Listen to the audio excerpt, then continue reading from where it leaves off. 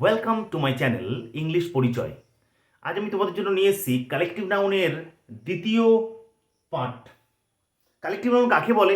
এর আগেও তো আমি বলেছি যে একটি শব্দের দ্বারা, যে নাউনের দ্বারা একটি শব্দের দ্বারা একাধিক জিনিসকে বোঝাবে তাকে বলা হয় collective noun.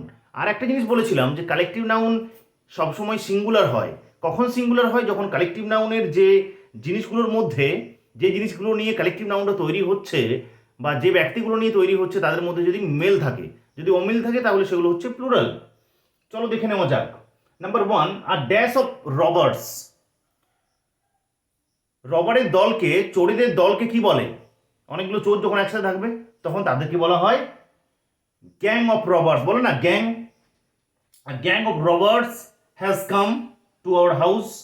A gang of robbers. A gang of robbers. Number two, a dash of pilgrims. অনেকগুলো তীর্থযাত্রীকে একসাথে কি বলে? তাদের দলকে বলে caravan. A caravan of pilgrims. A caravan of pilgrims is going to the Amarnath Yatra. Number two.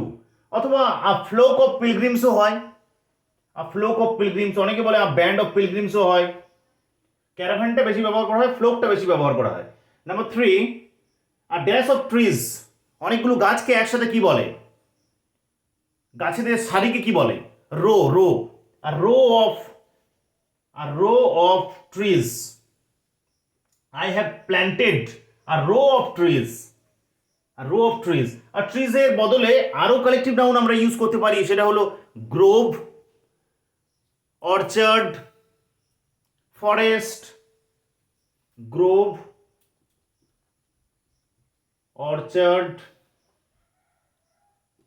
Forest কথাটাও ব্যবহার করতে পারি। নেক্সট চলে আসবো নাম্বার ফোর, আর ড্যাশ অফ শুজ। এটার সাথে আমরা সবাই পরিচিত, আ পেয়ার অফ শুজ, এক জোড়া জুতো।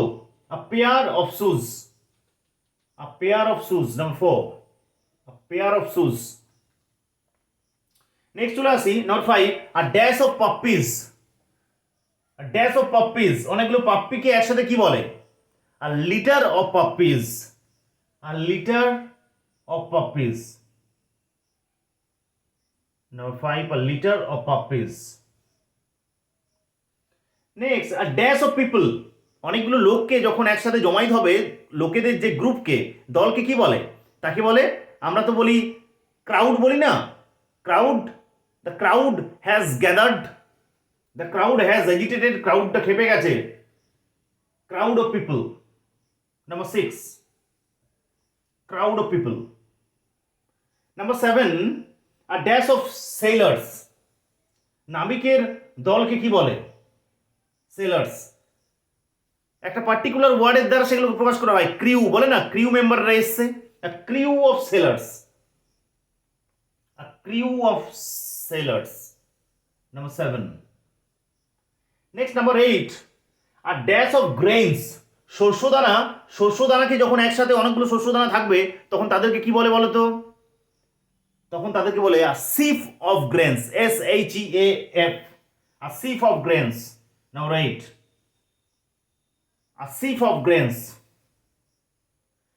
A sieve of wheatও হয়, wheat।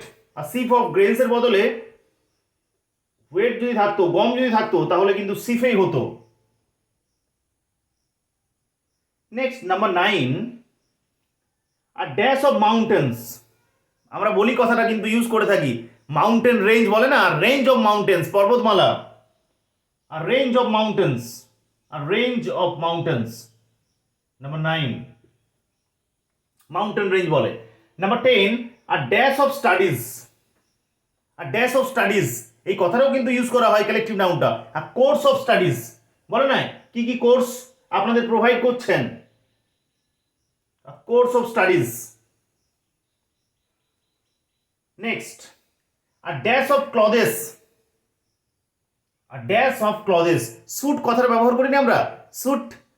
R suit of clothes. suit of clothes. Number 11. Number 12, a dash of lectures.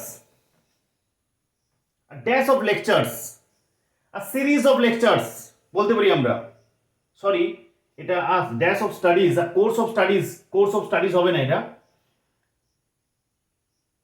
R dash of studies এটা হবে কারিকুলাম অফ স্টাডিজ, কারিকুলাম পাঠ্যক্রম, নাম্বার 10 হবে এইটা কারিকুলাম অফ স্টাডিজ। আর লেকচার্সের ক্ষেত্রে কোর্স কথাটা ব্যবহার করা হয়, আর কোর্স অফ লেকচার্স আর সিরিজ অফ লেকচার্স, এটা নাম্বার 12 হবে। Next number 13, R dash of directors or trustees. Trustee এবং ডাইরেক্টর যখন একসাথে থাকবে অনেকজন, তাদের গ্রুপকে কি বলে বলো তো? বলে না board, board member. Board member কাদেরকে নিয়ে গঠিত হয়? ট্রাস্টিদেরকে নিয়ে গঠিত হয়। বোর্ড মেম্বার গঠিত হয় ডাইরেক্টরসদেরকে নিয়ে। A board of directors, a board of trustees, number 13। Number 14, অথবা an dash of soldiers. Soldier যখন অনেকগুলো থাকবে তখন তাকে কি বলা হয় বলো তো? কথাটার সাথে আমরা পরিচিত, an army of soldiers. Army হলে অ্যান হবে, আর an army of soldiers, number 14। এই কথাটাও তো ইউজ করা হয়। আর রেজিমেন্ট অফ সোলজার্স, রেজিমেন্ট বলো না, রেজিমেন্টটা এসছে। আর regiment of soldiers has come to our locality for their training. Number 15, আর ড্যাশ অফ হে, খড়ের অথবা কাঠের বোঝাকে কি বলে? খড়ের অথবা কাঠের বোঝাকে বলে স্ট্যাক। বলে না, স্ট্যাক করে রেখেছি আমরা, খড়কে স্ট্যাক করে রেখেছি, উডকে স্ট্যাক করে রেখেছি, নাম্বার 15। অথবা এটার বদলে আরো দুটো জিনিস ব্যবহার করতে পারি আমরা, বেল ব্যবহার করতে পারি BALE, অথবা বান্ডিল ব্যবহার করতে পারি BUNDLE, bundle of hay, bale of hay or would.